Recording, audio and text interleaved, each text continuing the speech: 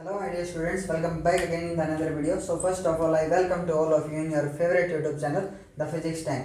So let's start space topic. अपना आज का टॉपिक है sign convention for spherical mirrors. Sign convention क्या है? देखिए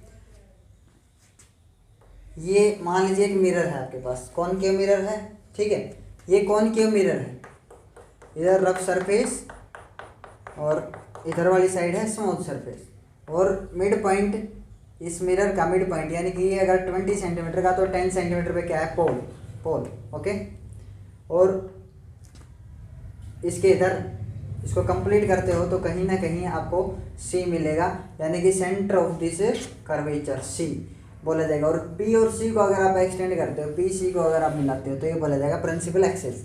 ठीक है ना, प्रिंसिपल एक्सिस सभी को पता है, हम पिछले वाली वीडियो में डिस्कस कर चुके हैं. Principal axis okay. अभी आपको पता है कि पी और सी का बिल्कुल मिड पॉइंट बीचों बीच क्या होगा, फोकस. देखो साइन कन्वेंशन हम देखने जा रहे हैं स्फेरिकल मिरर्स के लिए. कौन सा भी मिरर हो, चाहे आप कॉनकेव मिरर लीजिए चाहे कॉन्वेक्स, दोनों के लिए साइन कन्वेंशन सेम रहेंगे भाई. ठीक है. पहला साइन कन्वेंशन क्या है? साइन कन्वेंशन का मतलब क्या है कि मीटिंग में डिसाइड हुआ, बैठ के हमने ये माना कि हम हमेशा ऐसा मानेंगे. जैसे कार्टेशियन प्लेन है, आपको पता है एक्स एक्सिस और वाई एक्सिस के लिए मानना हुआ है कि ये एक्स एक्सिस जो है इधर पॉजिटिव लेते हैं हम, इधर वाई एक्सिस पॉजिटिव लेंगे ऊपर ये ओरिजिन, ये इधर एक्स एक्सिस माइनस लिया जाएगा, इधर नीचे की साइड वाई एक्सिस जो है वो माइनस होगा, ऊपर की तरफ प्लस. तो ये भी एक साइन कन्वेंशन ही समझिए. हमने ये डिसाइड किया हुआ है मीटिंग में बैठ करके कि हम ये जो डिस्टेंसेज हैं ऐसे लेंगे, ऐसे मानेंगे कि एक्स एक्सिस इधर राइट साइड जो है x axis positive, left side negative. तो वैसे ही फिजिसिस्ट कुछ लोग थे फिजिक्स वाले, जैसे मैथमेटिक्स वालों ने डिसाइड किया हुआ है कि ऐसे माना जाएगा ये कार्टेशियन प्लेन.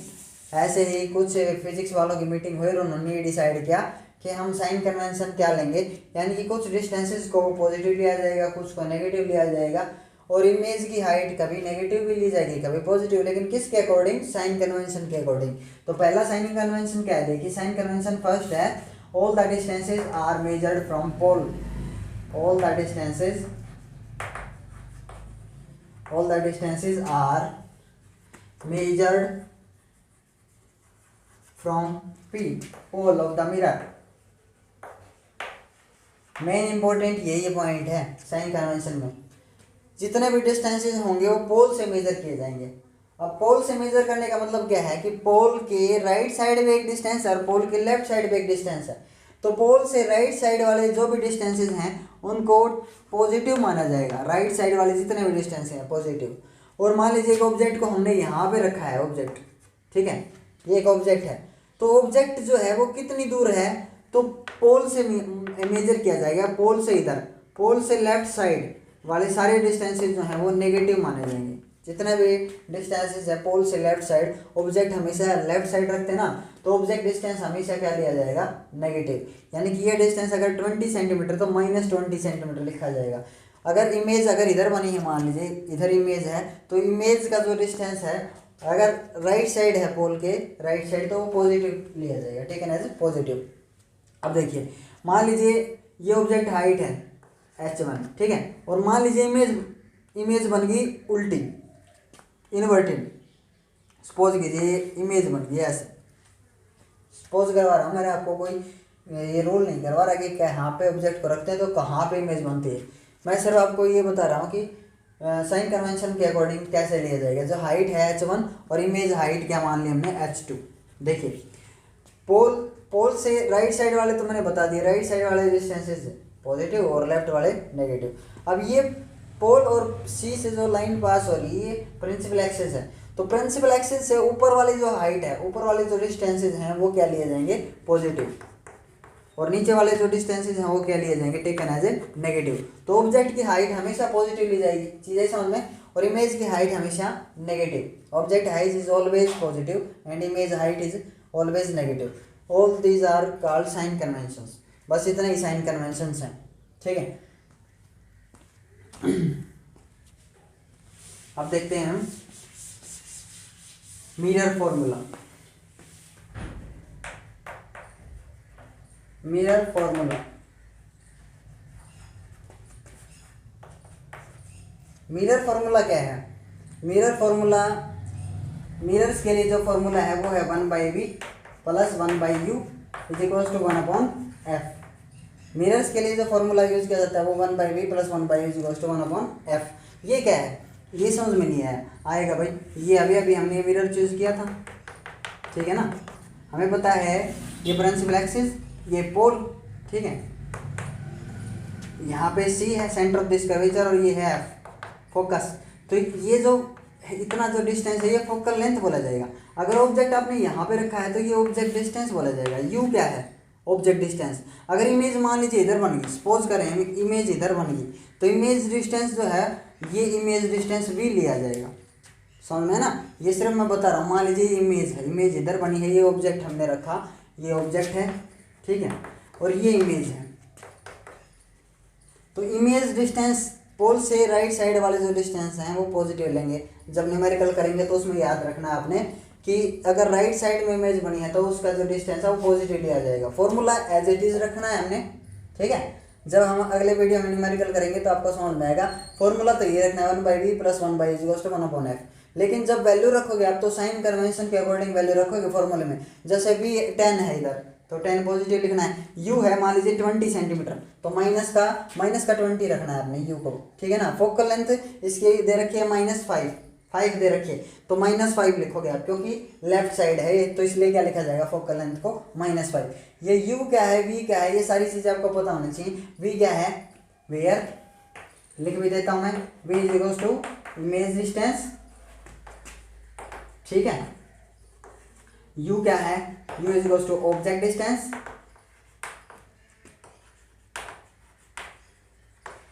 एंड f क्या है, f is equals to focal length. Confusion मत होना, ठीक है। तो ये सारे के सारे साइन कन्वेंशन के अकॉर्डिंग रखेंगे। जब न्यूमेरिकल करेंगे तब फॉर्मूला तो यही रहेगा, लेकिन जो वैल्यूज रखी जाएंगी वो साइन कन्वेंशन के अकॉर्डिंग ही रखी जाएंगी। मैं फिर से बता रहा हूँ। आगे करते हैं हम, चलो linear magnification. Linear magnification, linear magnification, linear magnification क्या है? लीनियर का मतलब रैखिक, मैग्निफिकेशन मतलब वृद्धि, रैखिक वृद्धि। किसमें? इमेज की हाइट में कितनी वृद्धि हुई है या कितनी छोटी बड़ी है वो चीज़ है ये, ठीक है ना। तो मैग्निफिकेशन के लिए m सिंबल यूज करते हैं, मैग्निफिकेशन। तो magnification is equals to formula क्या है, हाइट ऑफ इमेज, ऊपर क्या रखना है, height of a image divide by height of object, height of object. यहाँ के फॉर्मूला क्या बना, मैग्निफिकेशन का फॉर्मूला बना height of image h2 by h1। मान लीजिए हम इसी केस को करते हैं, इसी केस को मैं आपको करके दिखाता हूँ और क्या होता है एक बार देखते हैं हम।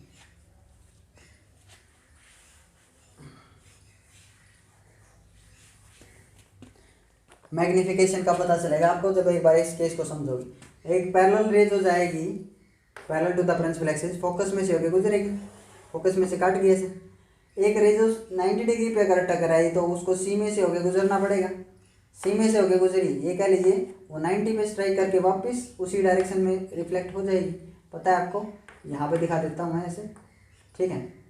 अब देखिए ये है A B object, A B, और जहाँ पे दोनों काट जाती हैं आफ्टर रिफ्लेक्शन दो रेज जहाँ पे भी काट जाती हैं, यहाँ पे ये गई रिफ्लेक्ट हो गई, आफ्टर रिफ्लेक्शन जहाँ पे काट गई वहीं पे इमेज बन गई, और रियलिटी में काटी है इसलिए रियल इमेज बनेगी उल्टी, ठीक है।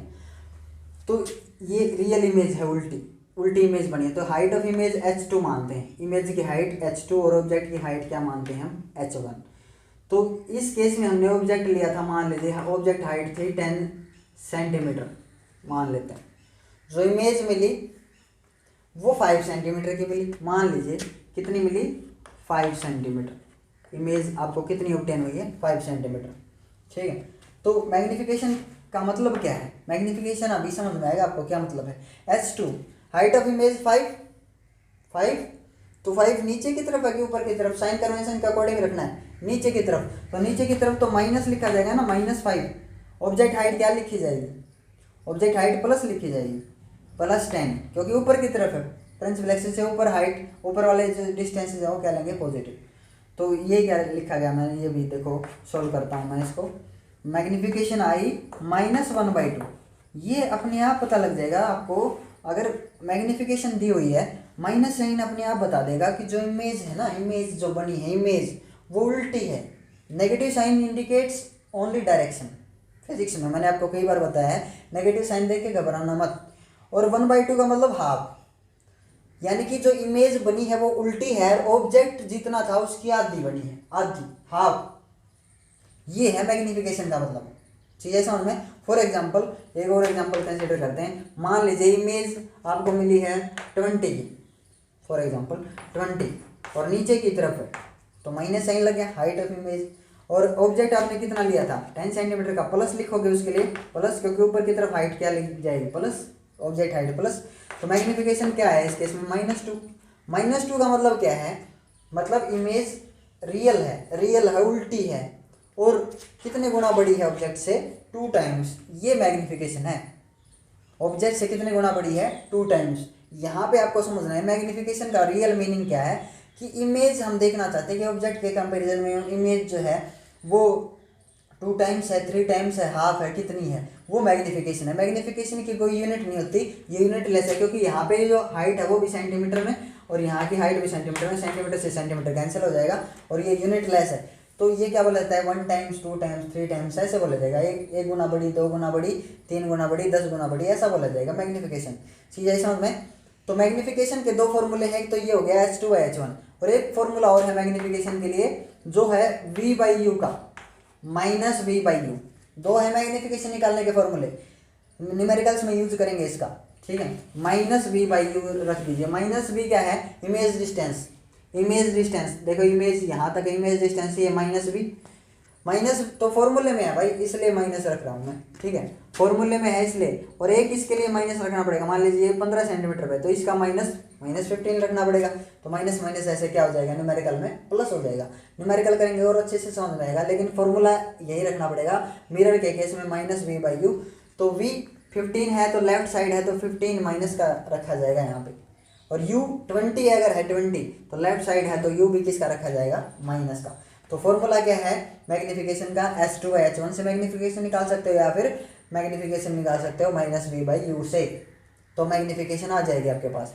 एक फॉर्मूला और होता है मैग्निफिकेशन का, देखिए वो क्या होता है।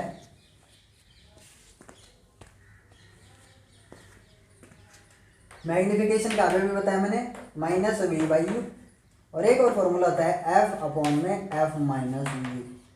तो ये कैसे आया भाई, ये कहाँ से आया, तो इसी से आया है। कैसे, देखो आपको पता है मिरर फॉर्मूला ये 1/V प्लस 1/U = 1/F।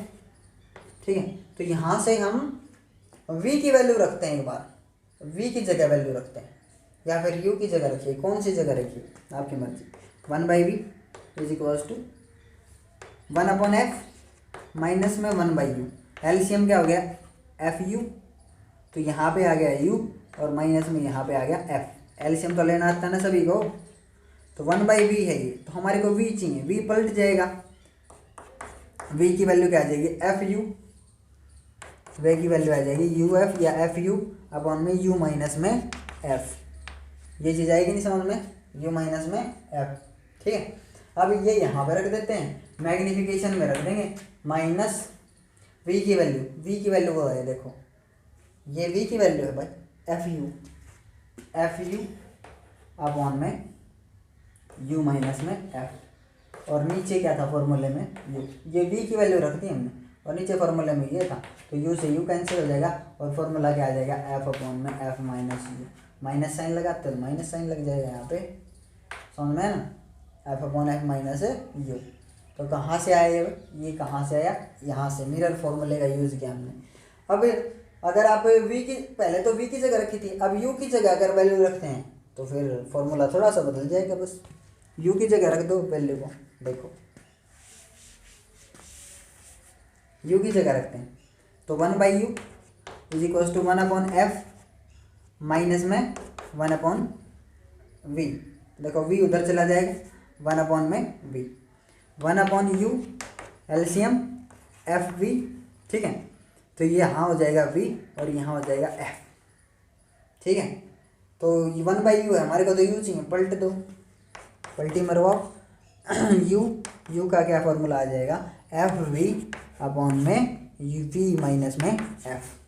अब यहाँ पे रखते हैं इसी फॉर्मूले में, magnification is to v by U, तो v बाई यू का फॉर्मूला देखो हो रहा u, तो u रखा मैंने एफ वी और नीचे था वी एफ, पलट के ऊपर चला जाएगा v माइनस में f, v से v कैंसिल, मैग्निफिकेशन क्या आ गया v माइनस एफ अपॉन में f, ठीक है ना।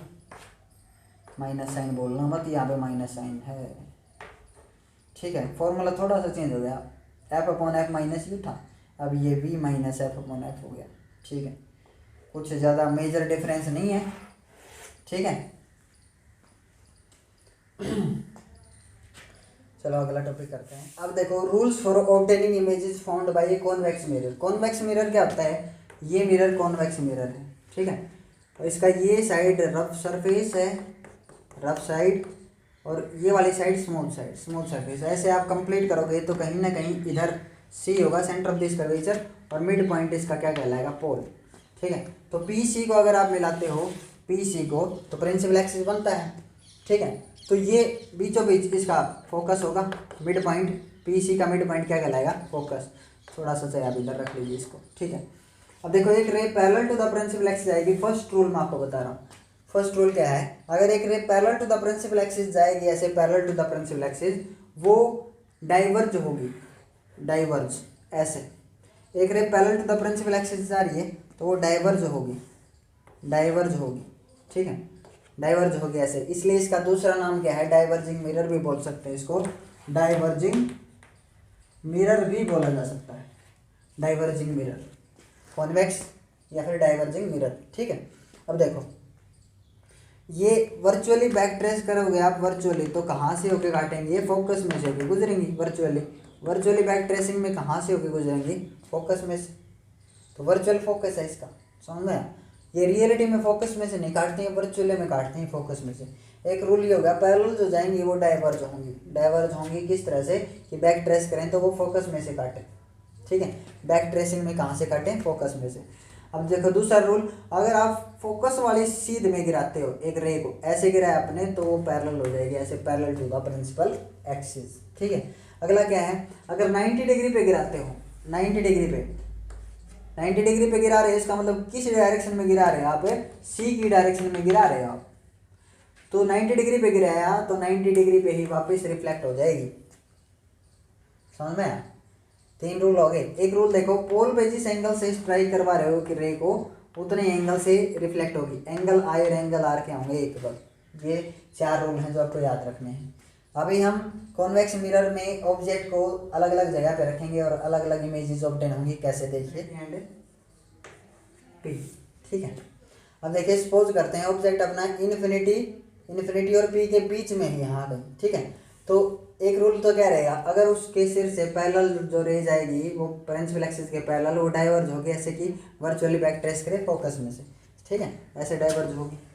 दूसरा रूल क्या है, दूसरा रूल ये है कि अगर 90 डिग्री पे स्ट्राइक करेगी, मान लीजिए 90 डिग्री पे स्ट्राइक करेगी, जिस डायरेक्शन में गई उसी डायरेक्शन में रिफ्लेक्ट होगी, तो वो वर्चुअली कहाँ से होके गुजरेगी, सेंटर ऑफ कर्वेचर में से।